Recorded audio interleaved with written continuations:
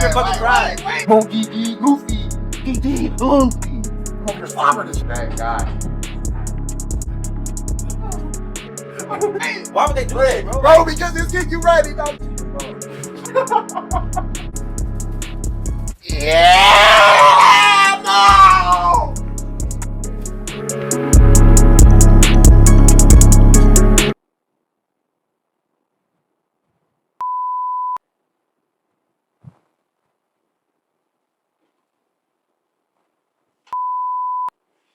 If you didn't watch Dune in the theaters, What the hell are you doing? that's what I want to do to you. You understand? That's what I want to do to you.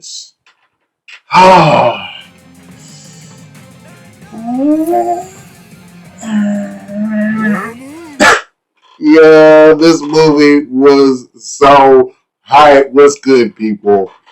It is your boy T-Rav. I'm here with the Dune review. And yes, ladies and gentlemen, before we get started with all that, please make sure to like and subscribe. I've been told I have to say this. I don't like it. But it is what it is. Anyways, y'all, if No Time to Die wasn't out here right now, Dune would by far and away be the best movie of the year. But, man, I don't know, man. I'm going to have to rewatch this, bro, because this movie was super, super dope. So cool. It's really hard to pick a place where to start. The cast was so stacked, dude. Like, every single main character or supporting character in this film was like some big boy actors. And, you know, I've been meaning to talk about this for a minute, but I'm not going to lie to you. HBO Max came out a little lackluster to me with some of the movies that they was putting out that I was expecting to go ham and go in. Now, just a quick couple references. Judas and the Black Messiah. The Little Things. Movies like that. I expected them to be really good. They were not. Needless to say, Dune was not a motherfucking problem, dog. Clearly, they had a huge budget because, dude, the CGI was so good. Like, I mean, I don't know. I'm not a technical person. I can't see that shit most of the time. But there are things where you see it. You can tell that's computer animated. All that stuff. Stuff in this movie looked too good, too clean. Yeah, like I was saying, the cast, every single one of them, big boy actors. Timothy Chalamet, the nigga playing his daddy, Jason Momoa. Bro, Jason Momoa ain't no big time actor, but dude, he played his part and he played it well. But the mom and dad, Paul, the dude playing that was like the advisor, Fuhrer 1, not to mention Josh Brolin, who was like Paul's teacher, the doctor who ended up betraying.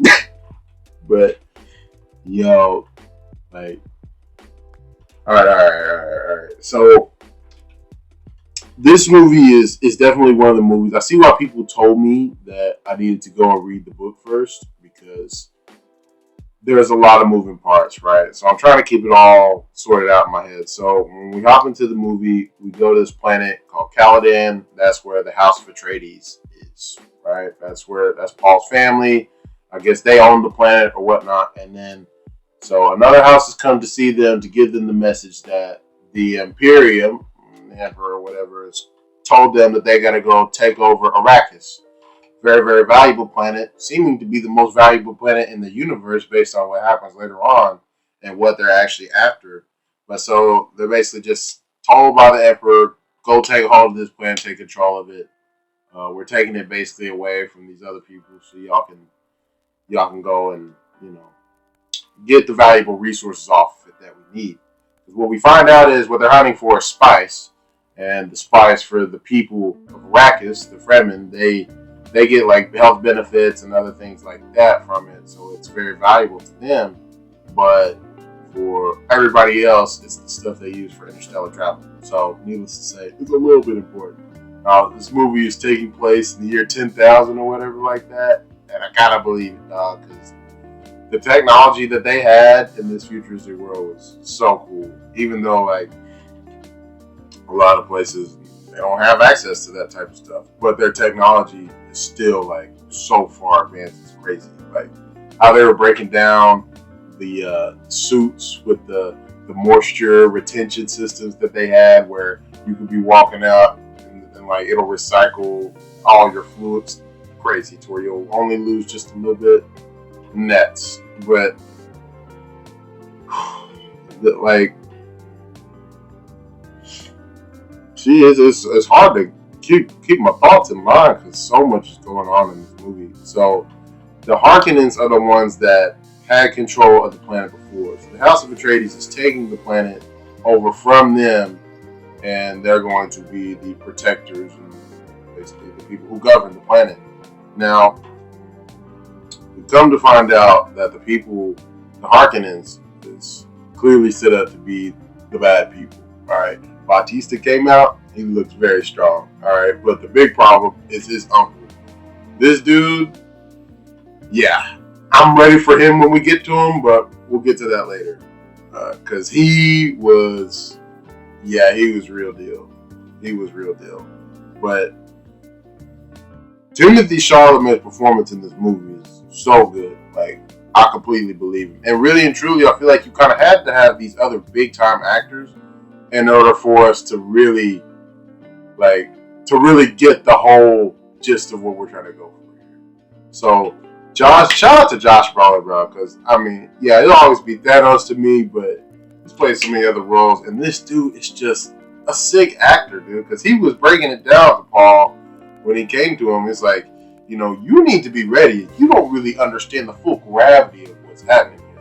Like, we're taking over this planet off of these people, and those people are like, they're savages, basically. They're barbarians. You know what I'm saying? So this isn't going to go as easy as we think. And turns out the main villain had that same type of mindset also, because he was talking about how a gift isn't always a gift. It's wild, but so yeah, they're given the planet so they can go and govern it and stuff like that. And obviously, you can tell that the father is an honorable dude, but at the same time, his ideals is what's going to lead to his downfall, and that seemed pretty clear from the jump. Because, you know, and I fully respect it. Like, House of Atreides, there's no faith, no people we shall abandon. I get that, dude, but at the end of the day, you got to realize the politics of this, right? So why would the Imperium all of a sudden tell you that you got to go watch over this planet? You know what I'm saying? From the Harkonnens.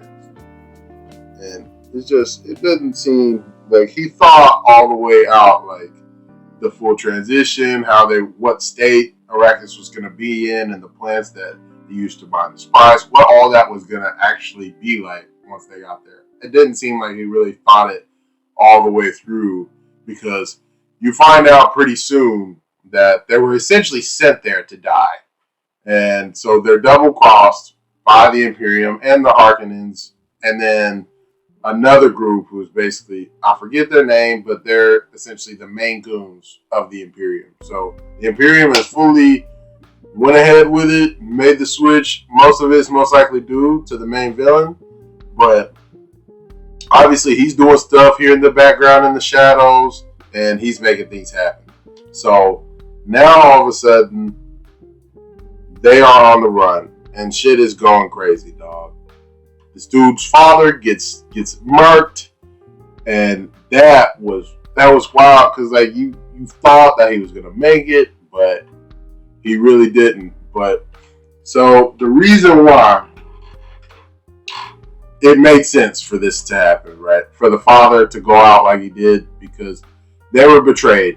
At the end of the day, they were betrayed, and that's the only real reason why they got the jump on him, because the doctor, who clearly had knowledge of all the inner workings of the House of Atreides and everything like that, was the one that sold him out. And with good reason, and we get it, but bro, you gotta you gotta pick a side. And with what happens, like, you were naive also, my God. Like, there's no way around that. But so he lowers the shield walls for the facility and then for all their ships, so they're being bombarded, getting caught off guard, crazy. And then the father goes out, obviously, when he's first hearing all this, and gets a sneak attack done to him by the doctor.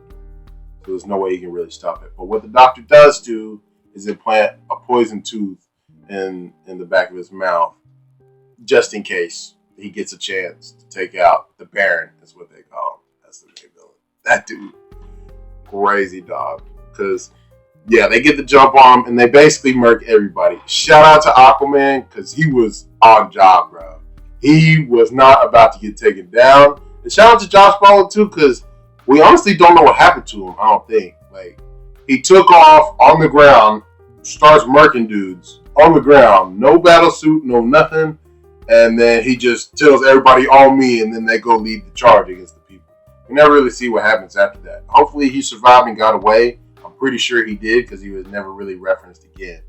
But Duncan, Idaho, Jason Momoa, was really on it, bro. Because he was like, I think he kind of started to understand pretty quickly, like, yeah, we were just sitting here to die or whatever. So he goes out and he starts going against all the soldiers of the Imperium.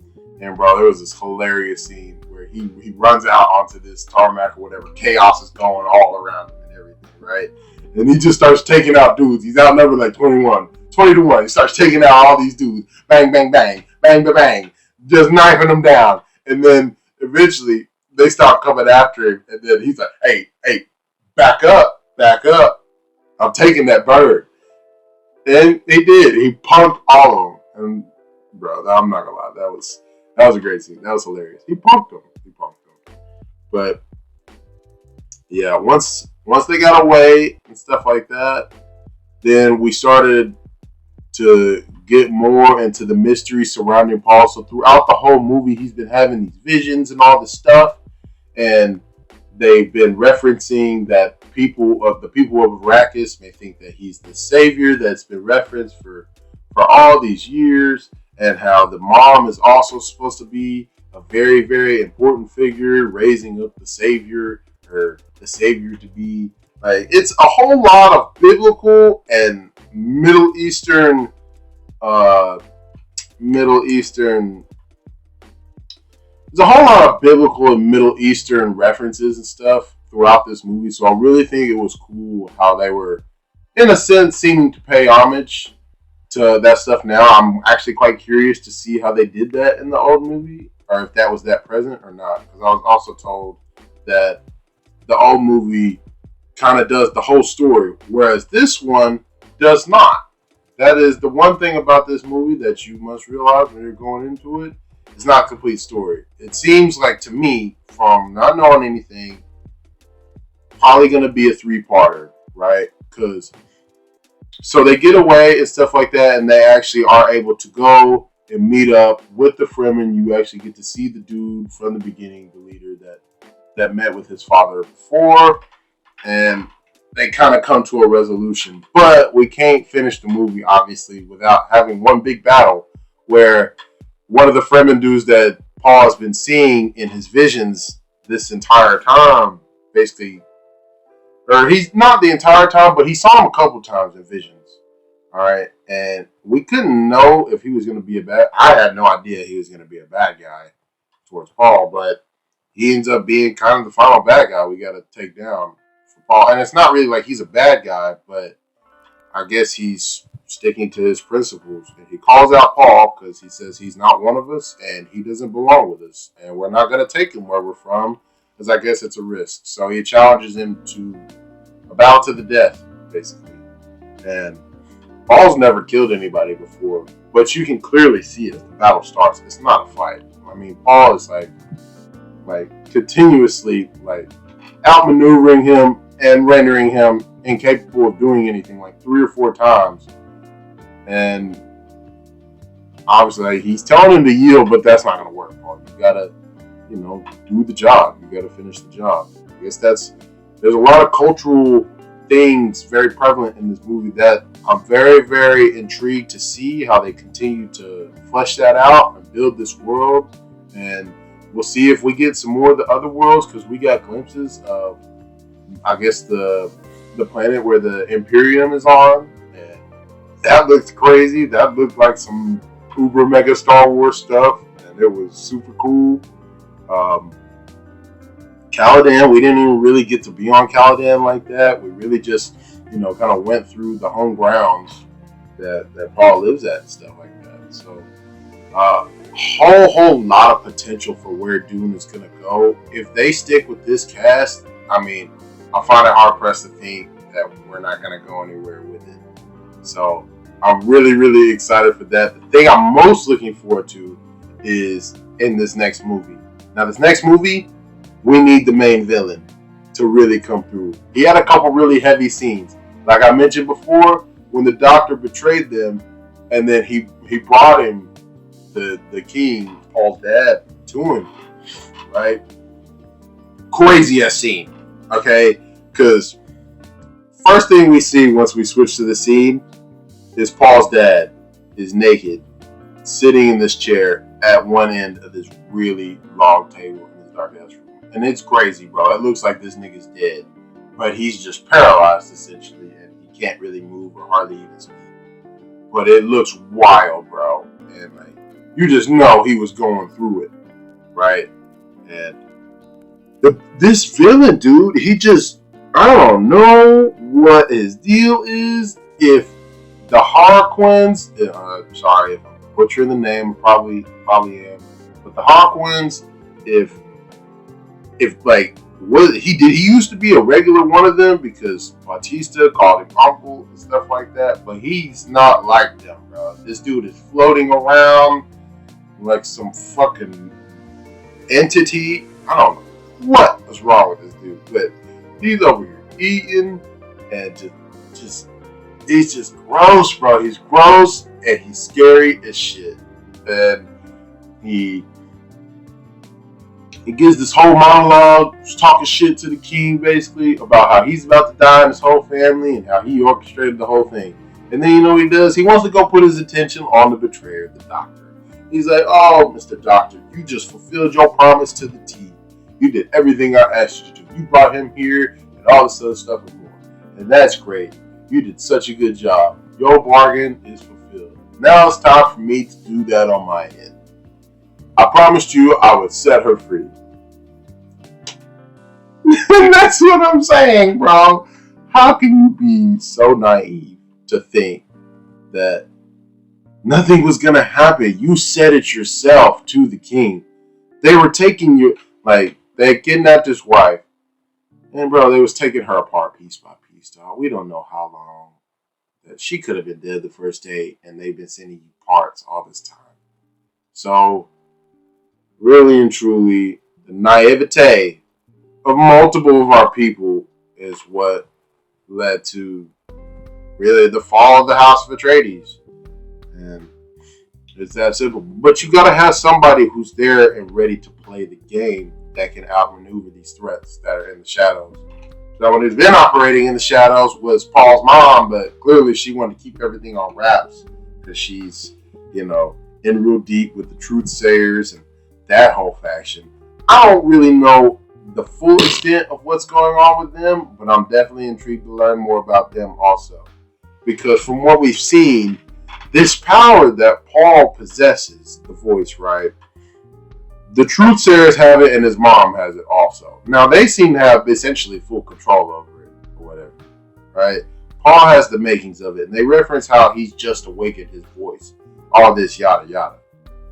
But I mean, I'm well aware that they're very afraid of this boy because they're afraid if his power is going to bring about salvation or destruction. It's either one of the two. Because you also had visions of him being a Messiah or essentially the Antichrist, right?